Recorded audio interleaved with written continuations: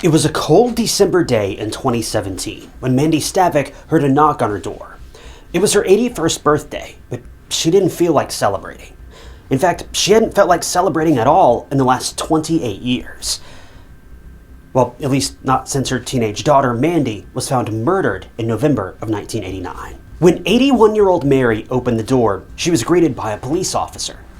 This sight alone was triggering for her, as she'd been greeted similarly by an officer when her daughter's body was found, discarded like trash, all those years ago. But this time, the officer wasn't delivering terrible news. Instead, he had just 3 words to say. And no, it wasn't, "Happy birthday, Mary." No, it was 3 words she'd waited 30 years to hear. "We got him."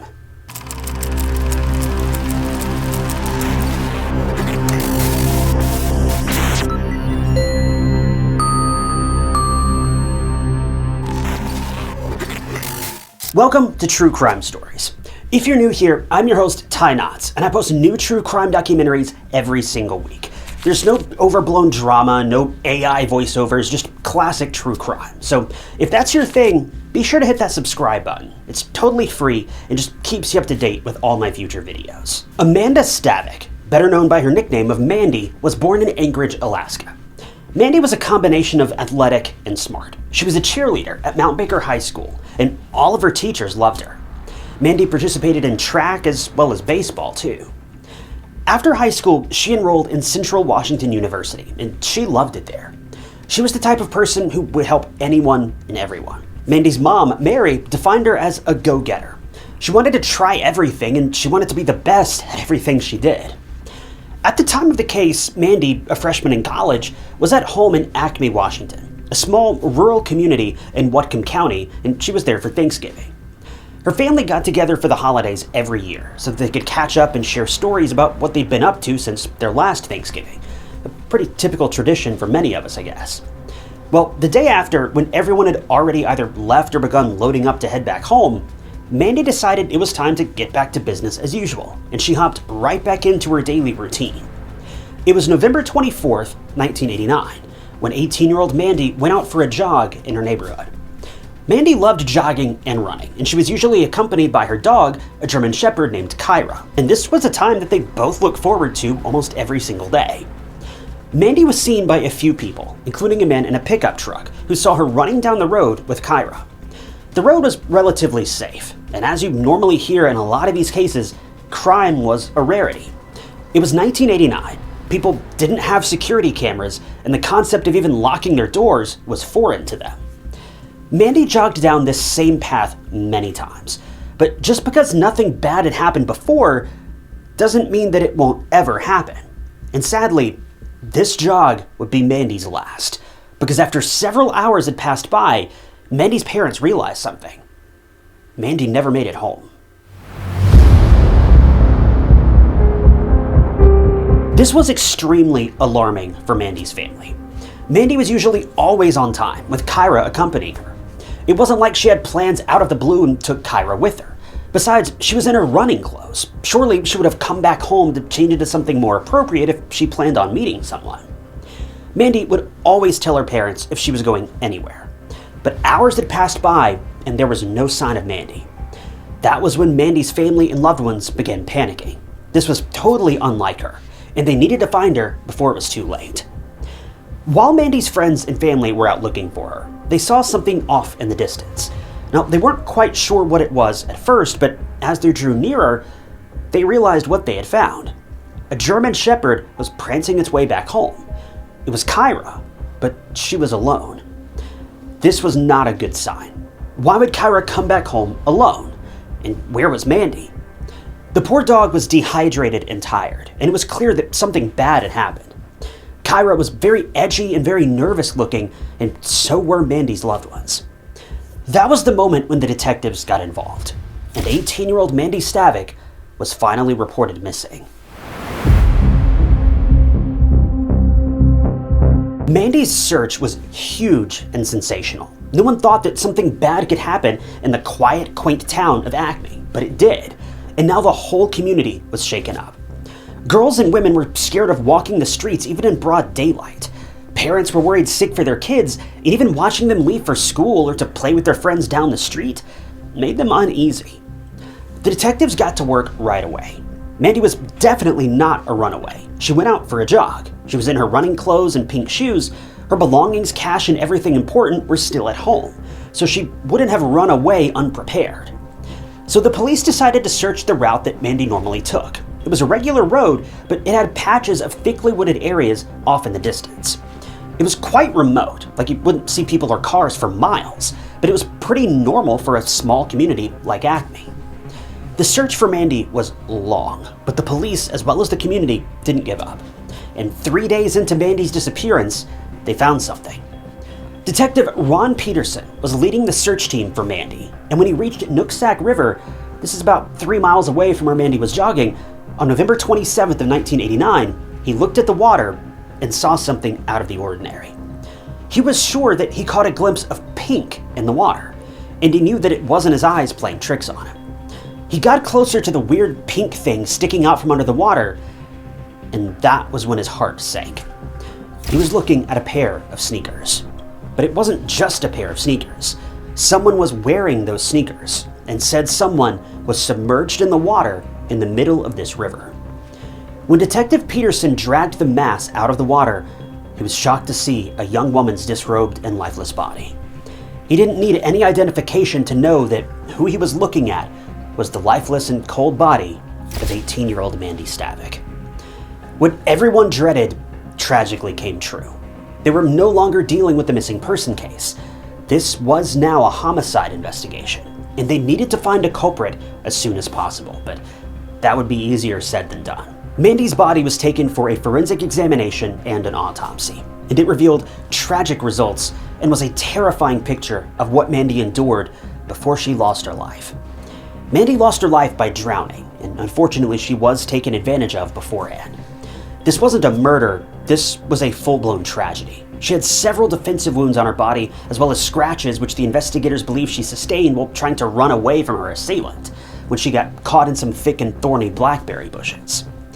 Unidentified male DNA was also found on Mandy's body, but the technology wasn't as advanced as it is now to catch the murderer with just that. The detectives needed more information about Mandy and who she was and who she may have been with during her final moments.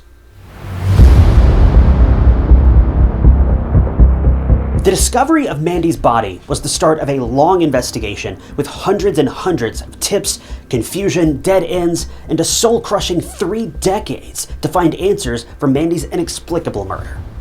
The investigators started with people who were close to Mandy, any male friends, admirers, and even her boyfriend at the time, Rick. The detectives had to go through all the possibilities before they could move on to the next person of interest, but it was all in vain. In total, about 30 men all over Acme gave their DNA to help investigators match the sample found on Mandy's body, but nothing promising came up. There were also various tips coming in every day. Some people claimed that a local drifter had abducted Mandy. Some said they saw Mandy earlier that day before she went missing, but still, nothing useful ever came up. The police checked every single lead. It wasn't like they had much choice because they had very little to go on in this investigation. So tips, witness statements, and all that were all they had at the time. They were quite literally grasping at straws. Any slight inkling of a lead, they pursued it to its very end, but it was beginning to feel like their efforts would never be enough. The killer left virtually nothing behind, so without some sort of witness statement or some sort of confession, the chances of finding Mandy's killer, well, it wasn't looking good. A reward of $25,000 was set up for any leads in making a successful arrest for the perpetrator, but even that led detectives nowhere. Mandy's case was hitting one dead end after another. If the promise of a life-changing $25,000 wasn't enough to get someone to come forward, then what would it take? Police were at a loss as to how to proceed from here. They couldn't just let the case go cold because there was far too much riding on this, the safety of the local townspeople being the main thing. There were many leads in Mandy's case, almost too many to count, but they all led nowhere. Days turned to weeks, weeks into months, and then months into years, and Mandy's case, unfortunately, went cold, but it wasn't forgotten. It could never be. It was such a tragic and shocking incident that shook the whole community, and they remembered it for decades. But without any promising or believable leads, the investigation died down. Mandy's case had gone cold for over 2 decades, but in June of 2013, everything changed. Police had been begging for answers for well over 20 years at this point, and on a warm June afternoon, they would finally get the answers they were looking for, when 2 women, completely out of the blue, walked into the police station with some information that would blow this case wide open. It was June of 2013 when the investigators were approached by 2 mothers who lived near Bellingham, Washington, and they just had a weird feeling they couldn't shake off. It all started with a day out at Birch Bay water slides. Heather Backstrom and Marilee Anderson were sitting on the grass chatting with one another as they watched their kids play in the water and slip down the slippery water slides. Even though Mandy's murder was 2 decades old at this point, it was still the talk of the town. People would look back on that haunting day and get goosebumps because Mandy's case was still unsolved even after all this time, and no one had been caught yet. That was until the 2 women approached the police with a very strange story. They were thinking back on the day that Mandy disappeared all those years ago, and they remembered one very strange occurrence they both had with the suspicious man. Both women had spoken with this man on 2 separate instances. These 2 conversations taking place before and after Mandy's murder. But the incidents left the women feeling very shaky, and they just had a hunch about this eccentric and weird man. His name was Timothy Bass. He was a student at Mount Baker High School back then, just as these 2 women had been. Marilee remembered Tim knocking on her door one night a few years after Mandy's murder. She was married at the time, and she was home alone with her baby while her husband was away for work. Marilee was surprised to see Tim at such an odd hour of the evening. Heck, she was a bit shocked to see him at all.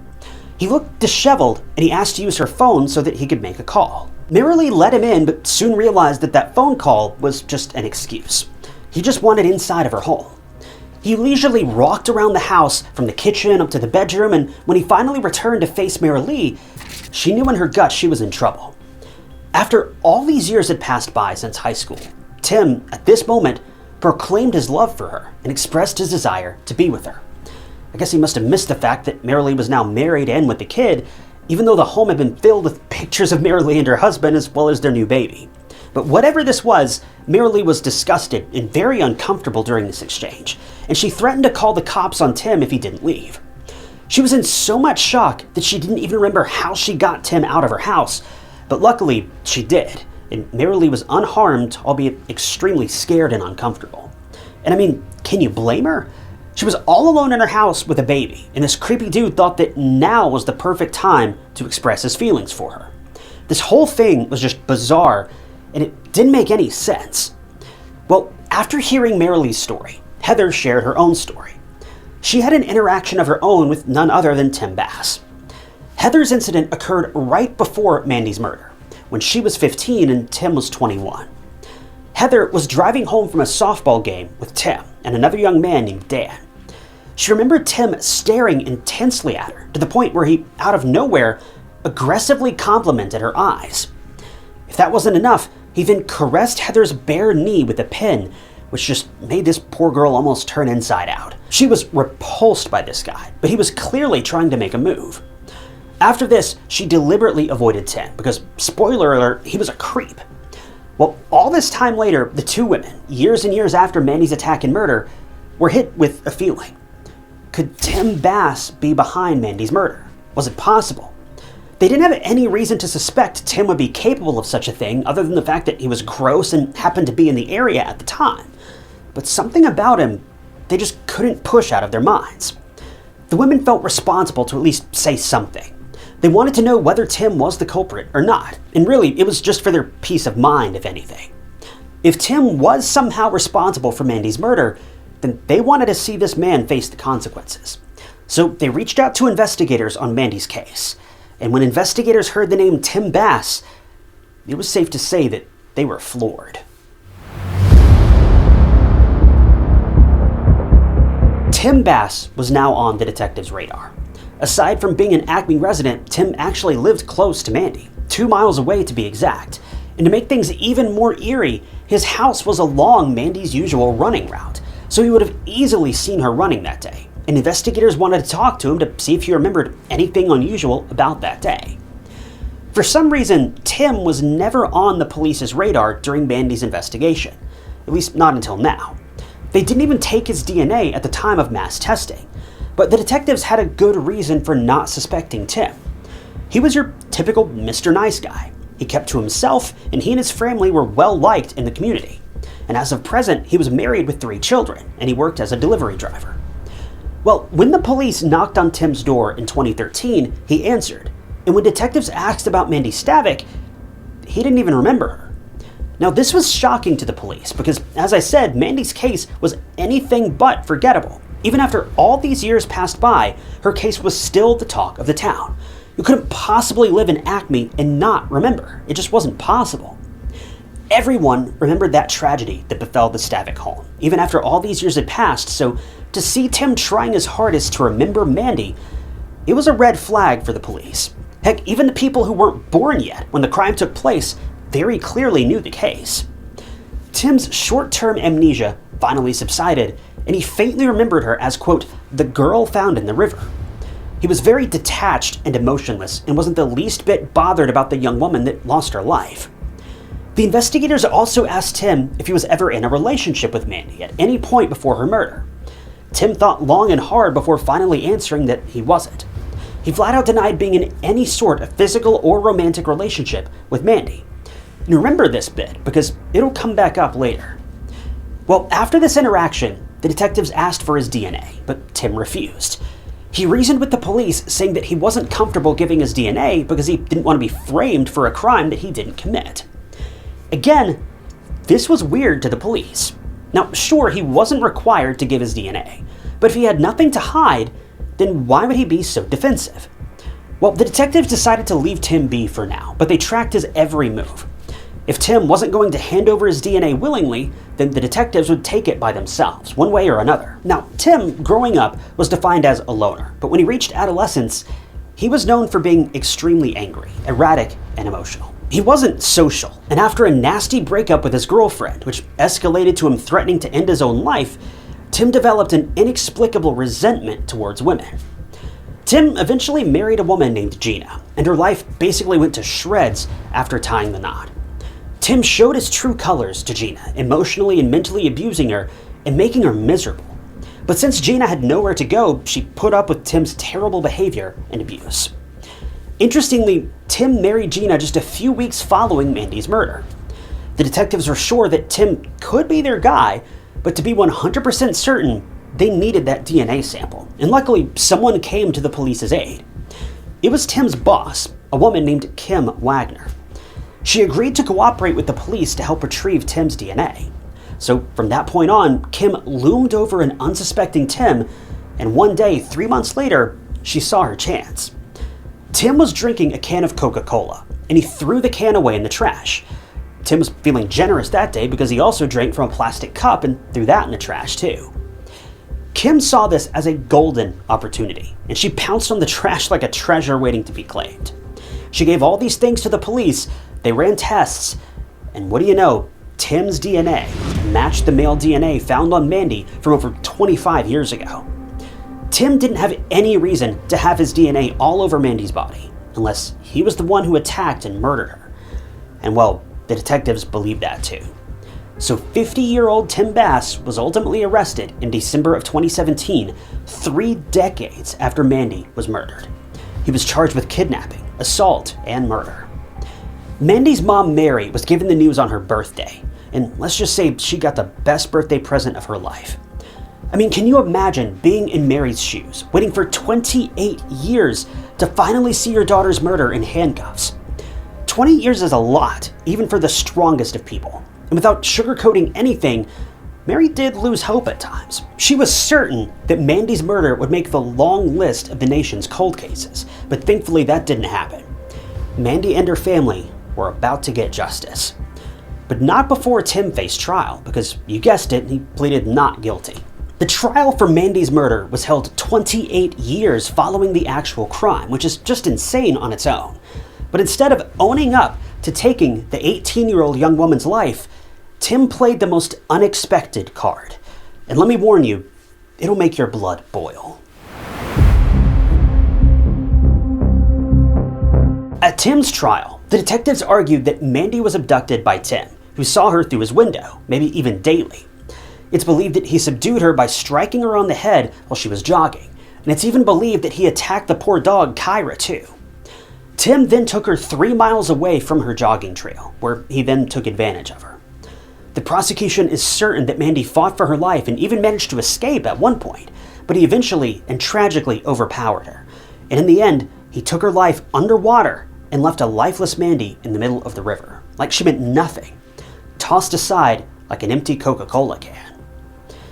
Tim's DNA on Mandy's body is enough proof that he was the one behind Mandy's sudden and savage attack. There's no way around this. But Tim's defense dropped a bombshell, which honestly no one expected. And that was the fact that Tim and Mandy were in a secret relationship at the time of Mandy's murder. And they met up frequently for casual physical relations, which explains Tim's DNA on Mandy's body, and why she jogged that specific route each day. This disgusting man would do anything to free himself from the hands of the law. He truly believed he could slander Mandy's name like this and get away with murder scot-free. Well, Tim was in for a surprise because he didn't plan his story well enough.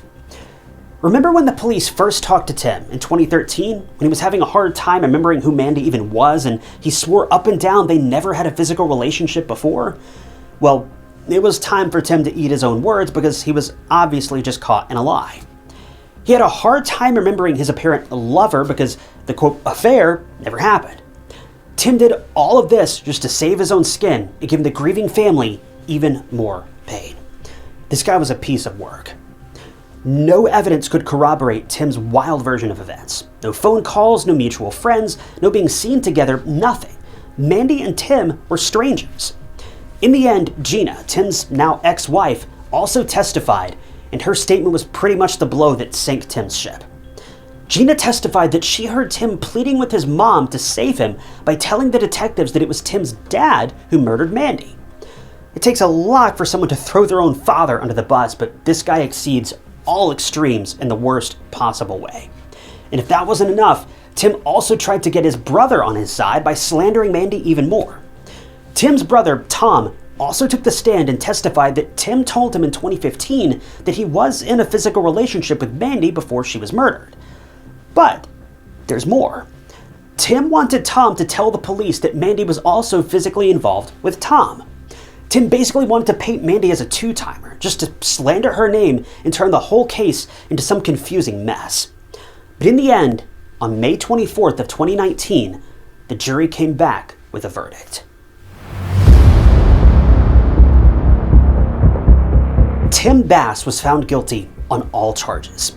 The courtroom broke out in tears of relief and happiness. This was 30 years worth of investigation, and back and forth, and so much pain and stress, but it was all worth it. Tim was sentenced to 27 years in prison, which was the maximum sentence in this case because he wasn't charged with premeditated murder. This may still be long enough to ensure that he never sees the light of day again. The way this case unfolded, I'm sure a lot of us thought that it would stay a cold case forever, stuck in time with no answers, no closure, and seesawing between hope and despair. But luckily, thanks to the investigators who didn't let Mandy and her family down, this case was finally closed, and the perpetrator is now behind bars. Truthfully, it was largely thanks to Tim's manager, Kim, who put her own safety on the line to help the detectives gather DNA evidence. It was also thanks to the two women, Heather and Mara Lee, who had that aha light bulb moment and decided to talk to the police about Tim's involvement, his skin-crawling behavior, and his antics. It was thanks to Special Prosecutor David McEachran, who retired after 44 years of service in courthouses, but he came back and led Mandy's case and eventually won in the end. It was thanks to the community, who didn't let Mandy's memory die with time. To the contrary, her case only got more potent with time, and this was what led to the case finally getting closed. But most of all, it was the resilience and determination of the Stavik family, who even after 3 decades continued pressing for answers. Mandy didn't deserve to have her life ended abruptly like this. She had so much to look forward to, dreams to accomplish, and many pages to turn in the different chapters of her life. But at the end of the day, we can't spend our time caught up in what could have been. the main thing that matters is that this man is locked away in prison, and he will never be able to hurt a single soul ever again.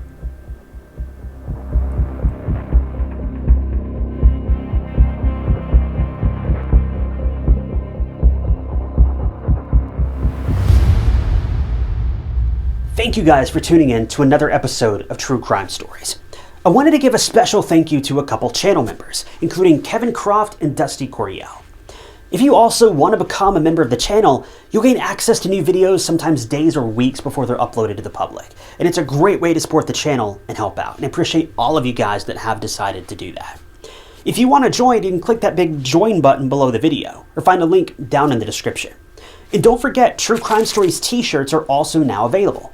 You can grab one of those from a link down in the description as well.